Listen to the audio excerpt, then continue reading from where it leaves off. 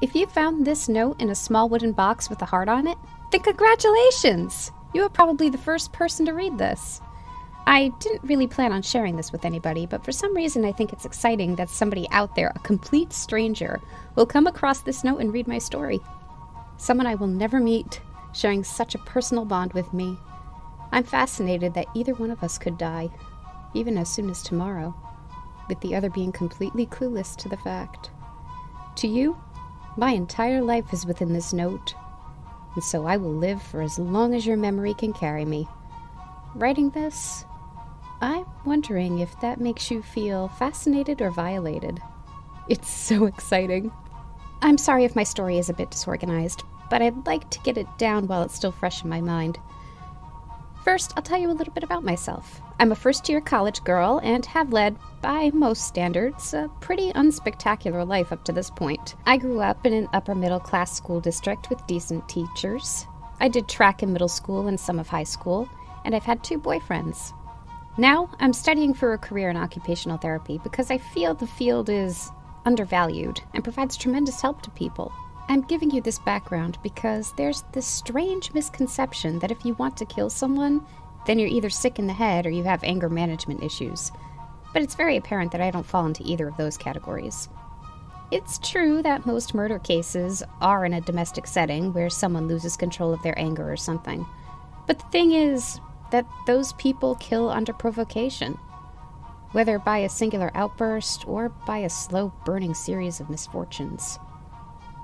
Those people kill because in that brief moment, they want a specific someone for a specific reason to be hurt or killed. What I'm talking about is wanting to kill someone for no specific reason, maybe just to see what it's like. Do you ever get that? I wouldn't know how others feel because it's not something I ever talked about. But I've been curious about what it's like to kill someone ever since I was a child.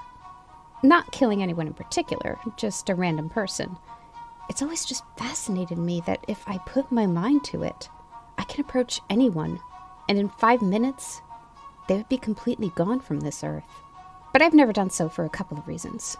First of all, for most of my life, it was logistically impossible for me to do it without getting caught. I only got my driver's license a couple years ago, and even then the preparations would take too much time, definitely stirring suspicion. It was only once I started college that I realized this was no longer an obstacle. Another reason is that I was afraid of causing harm to too many people. You might laugh reading that, at how hypocritical it sounds, but let me explain. Why should I feel bad about killing someone if they're too dead to care? Who would I be feeling bad for? Contrarily, it's the grief of the living that I'd rather not be responsible for. Because of this, I knew it would take a good deal of research before finding a suitable person to kill, and I've never had the means to do so. Again, until I started college. And now, having just experienced it, I'd say it was pretty satisfying in the end. Something I would try again? Probably not, since my curiosity has already been satisfied. It really wouldn't be the same a second time. But anyway, if by any chance you're also curious to kill someone, then you're welcome to take notes. I started a hobby of people watching soon after I entered college. People watching is interesting to me because it's taking one of the infinite extras in your life and turning them into a main character, without them knowing, of course. It's so easy to forget that every single one of the hundreds of strangers you pass every day has a life story as deep and complex as your own. One thing I noticed about people watching and wanting to kill someone is that you are in more constant awareness of this. When I find a person to observe, their story slowly becomes more clear to me over time. Gaps being filled. It really is amazing. I usually went to the grocery stores on weekends and looked around in people's shopping carts. If I saw something that interested me, I decided to observe the person for a little bit. Of course, since my goal was to find someone to kill, I ruled out anyone who had children or a partner with them. Wedding rings were another telltale sign. So maybe once a weekend I would find someone who fit my criteria, at which point I would follow them home and note their address. From there, it became incredibly easy to investigate a little bit more. Most people have normal work hours, meaning I could spend afternoons going through their mail or looking around their house. I repeated this with several people, and had one close call. But for various reasons, I didn't really feel satisfied with them to kill any of them. I started getting a bit impatient and thought I might just settle for killing a man named Devon, even though I didn't really want to kill someone wealthy. But then I came across someone new, someone who just felt perfect. The feeling only strengthened as I investigated her further, and I knew that she would be the one for me to kill. A young-looking woman I met at the grocery store, as per usual. She was doing some light shopping with a basket. Her hair was wavy and dark brown, sitting inelegantly on her slumped shoulders and surrounding her tired-looking face. Her bare fingers told me she might be single, but beyond that, my gut was almost certain of it. This woman just seemed so plain, really. I guess I felt a greater acuity for the personal lives of strangers ever since I started my people watching. But the way she carried herself, I just got the feeling that if she suddenly died, nobody would be around to miss her. Of course, I still wanted to investigate her a bit. I followed my usual routine of checking out her place during her work hours. I learned immediately from her mail that her name is Linda Watson. Linda lived in a quiet apartment complex, her mailbox easily accessible right outside her door. Instead of quickly shuffling through it, I decided I could take her mail back to my dorm and return it before she was finished with work. She only lived about 15 minutes from me. I did some research and learned how to open and reseal the envelopes without damaging them, which took some technique along with the hairdryer, rubbing alcohol, and Q-tips. This made it easy for me to learn a little more about her. Linda was a 33-year-old woman who worked for a small accounting firm. I'd rather not name the place outright. Her birthday was December 11th, which coincidentally was approaching in a couple of weeks. I also managed to find a bank statement that gave me a nice look into how she's been spending her past month. It was at this point I realized that my assessment of Linda Watson as an extremely plain woman was pretty spot on, because there was absolutely nothing interesting on the list. A trip to Old Navy, a bunch of Starbucks, something about $40 from Amazon, no restaurants, no movies, nothing that would really imply she was spending any time socializing. That aside, I also found a cooking magazine, so I guess she was into cooking. Apartments are harder to break into than suburban homes, because there are fewer doors and windows. Every time I got Linda's mail, I would check the front door and the window in the back, but they were always locked. This was a bit frustrating because I was really interested in getting into her house, so I came up with a sort of plan that I thought would be fun, even if it didn't work. Last Saturday, I visited Linda Watson's apartment complex as I would on weekdays. The difference is that this time, I wanted her to be home. I thought it would be interesting to have a conversation with her.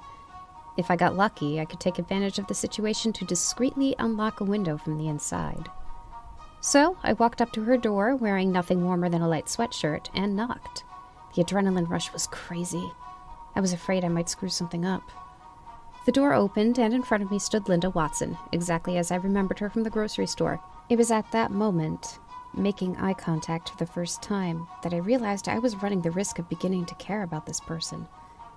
As selfish as it is, I couldn't kill a person I cared about, even if it's a 33-year-old woman standing in a doorway with a slightly perplexed look on her face, giving me a reserved hello. Arms crossed from the cold, I shyly returned Linda's greeting. I explained that I was walking my dog near the woodsy area behind the back of her apartment, and that he had gotten away. I had been looking for my dog for an hour and was wondering if Linda may have seen him roaming about. Of course, Linda sympathetically apologized for the situation, that she couldn't be of use to me, but that she would keep an eye out. I wore a defeated expression in response, apologizing in return for troubling her. It somehow went exactly as I had hoped. Linda invited me inside to warm up a bit with some coffee. I outwardly hesitated before accepting her offer, although on the inside I wanted to jump through the door and hug her for cooperating so well. And that's how Linda Watson ended up with a 19-year-old girl next to her on the couch.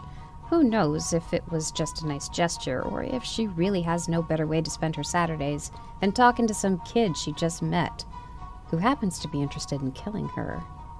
Linda soon learned that my name is Marie. It's not. And that I attend a nearby community college. I don't. I was a little nervous that she would ask too many questions because I didn't have many answers prepared. I was able to steer the conversation towards her, and she was pretty happy to talk. I asked what she does, and she told me that she works for the accounting firm I already knew about, communicating with outside clients and keeping records. I told her I was pretty nervous about growing up. She told me to enjoy college and to make lots of friends because there's less opportunity when you start working.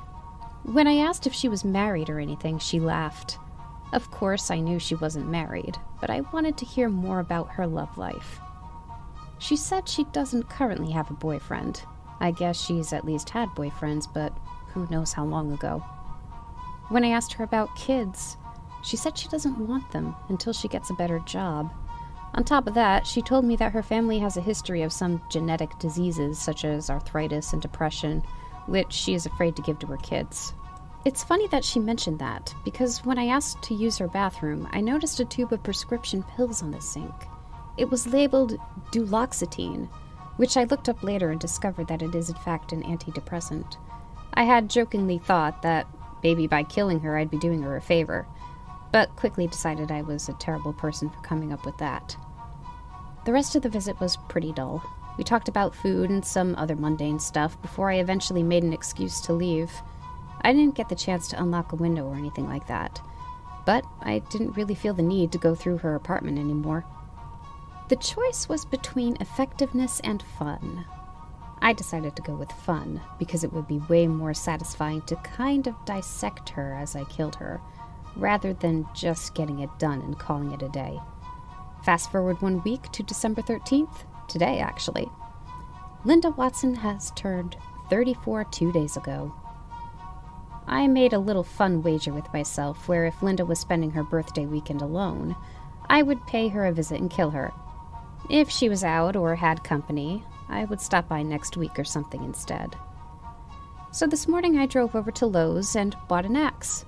Again, I expect you're laughing, but that's also kind of the point. An axe is so kind of cliche and a movies thing that I actually thought it would be the most fun. Swinging it at someone and everything. It's a really entertaining image.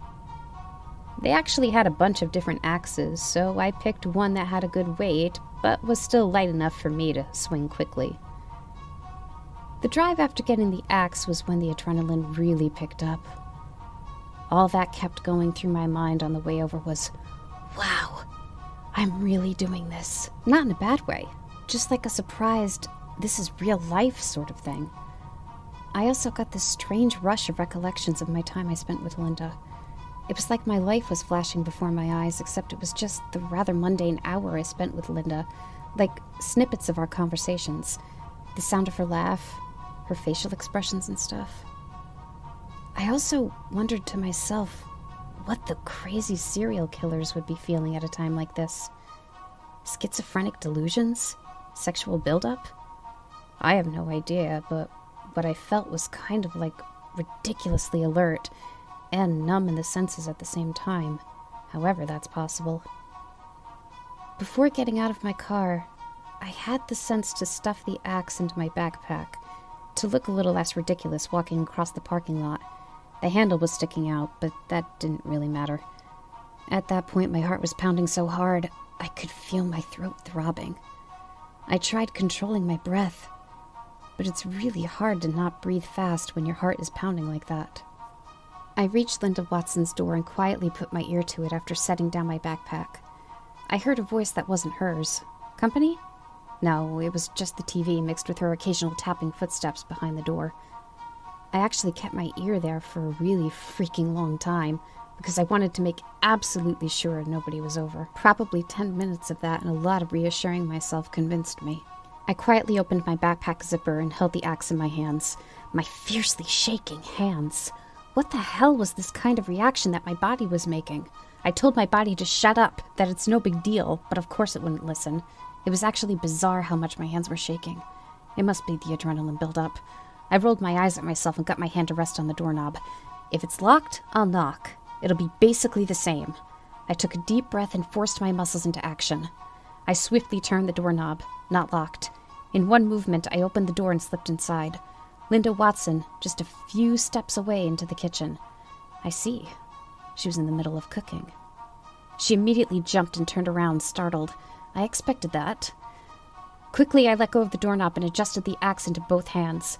In the following split second, I realized that she would probably start to make a lot of noise. Looking back, I'm an idiot for not considering that. Just as Linda's mouth opened to speak, maybe even start screaming, I forcefully swung my axe into the side of her head. But my axe was facing backwards. I hit her with the blunt end of the blade. I actually did this on purpose, because in that split second, I somehow decided that it would be the way to keep her noise to a minimum. It actually worked. I felt barely any resistance in the swing as I collided with her head, knocking it clean aside.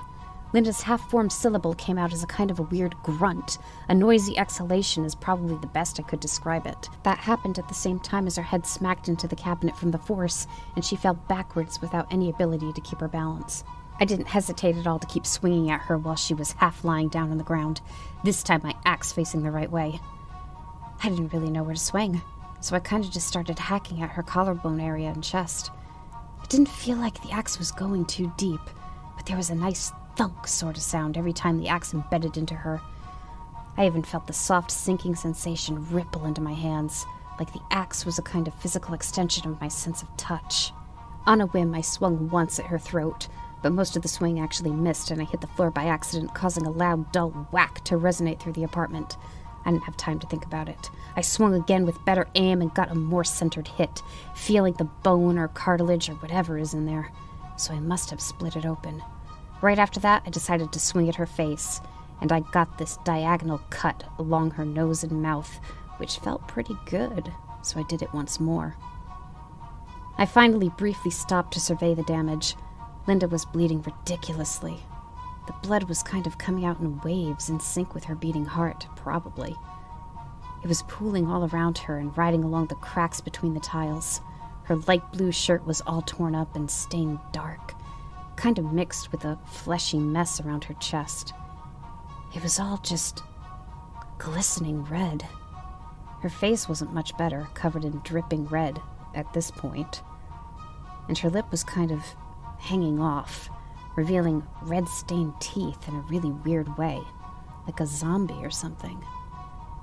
Linda wasn't dead, though.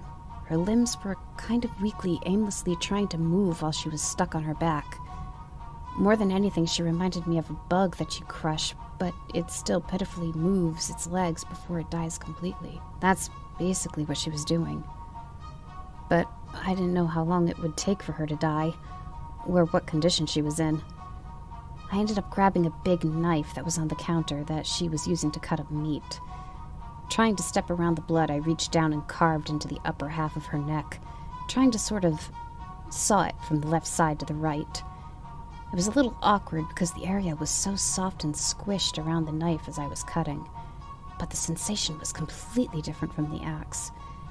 It actually felt like I was cutting a tough piece of raw meat, which I guess technically I was. The blood started pouring out, and I hoped that I severed the most major arteries in there. It must have worked, because after a moment, Linda's limp movements just kind of had the strength drained from them, soon resting still on the floor. I took a few seconds to catch my breath. No time to stick around and think about the experience. I shook the knife blade through a dirty pan in the sink to clean off the blood, then threw the knife into my backpack. I did the same with the axe. I also took her laptop that was sitting on the counter. It had some recipe open for veal and mushrooms. I didn't really take the laptop to use it since I have a perfectly good one for myself that I got for college. I just wanted to look through it for fun. I finally went outside and closed the door behind me. I got some blood on my sweater and jeans, but funnily enough, I actually anticipated that, so I wore dark colors. The drive back to my dorm was just a constant replaying of the experience in my head.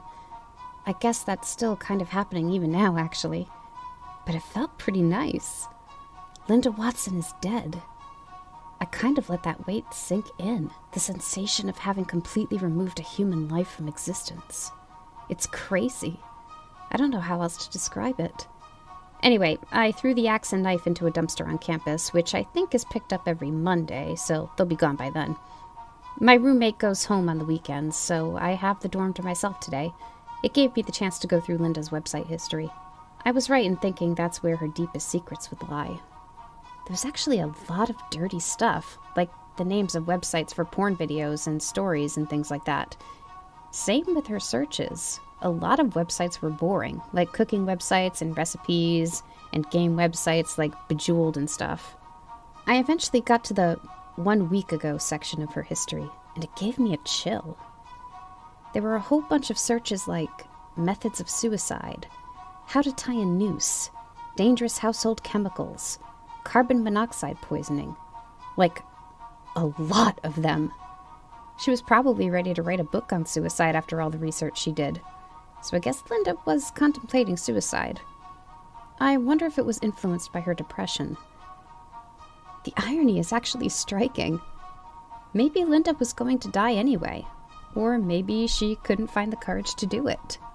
If that were the case, I almost literally gave her a birthday present by killing her. That's actually really comical in a messed up way, and it leaves a weird taste in my mouth.